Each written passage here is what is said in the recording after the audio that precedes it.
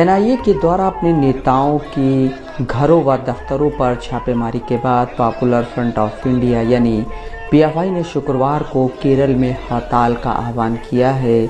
बताना होगा कि एनआईए ने बुधवार रात और गुरुवार को दिन भर 10 राज्यों में पीएफआई के कई ठिकानों पर छापेमारी की थी। इस दौरान बड़ी संख्या में पीएफआई के कार्यकर्ताओं को गिरफ्तार किया गया था। यह छापेमारी उत्तर प्रदेश, केरल, तमिलनाडु, आंध्र प्रदेश, तेलंगाना आदि राज्यों में की गई थी। छापेमारी में जांच एजेंसी ईडी भी शामिल रही।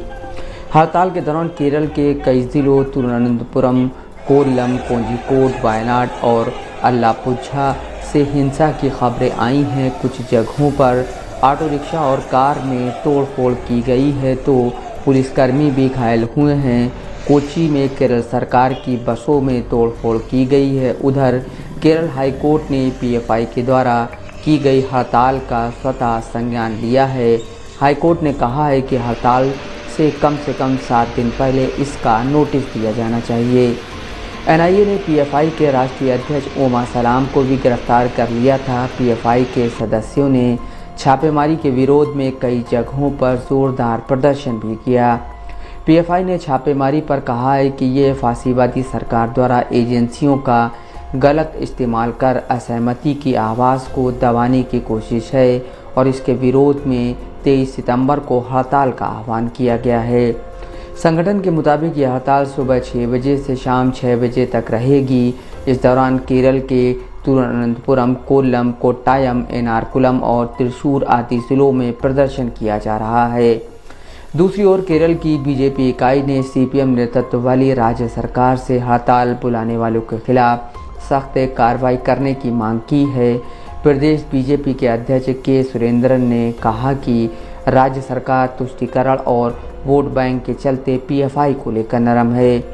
केरल के लगभग सभी जिलों में पीएफआई की ज़बरदस्त मौजूदगी है और वहां इस संगठन पर हत्या करने, दंगा करने और आतंकी संगठनों से तार जुड़े होने के आरोप लगते रहे हैं।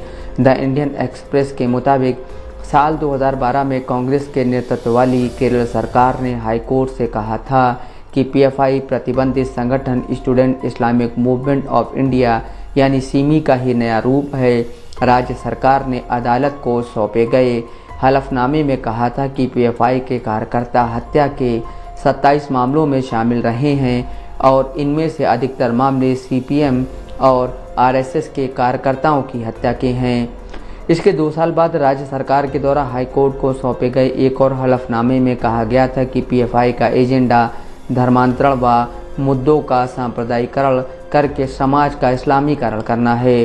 पिछले कुछ दिनों में एनआईए ने पीएफआई से जुड़े लोगों के खिलाफ दर्जन भर से ज़्यादा मुकदमे दर्ज किए हैं। 18 सितंबर को भी एनआईए ने आंध्र प्रदेश में 23 जगहों पर छापेमारी की थी और पीएफआई के कार्यकर्ताओं से पूछताछ की गई थी। तेलंगाना के निजामाबाद, कुर्नूल, गुंटूर और नेल्लोर जिले में एनआईए के अफसरों ने छापेमारी की थी। Bureau report, Dastak live news.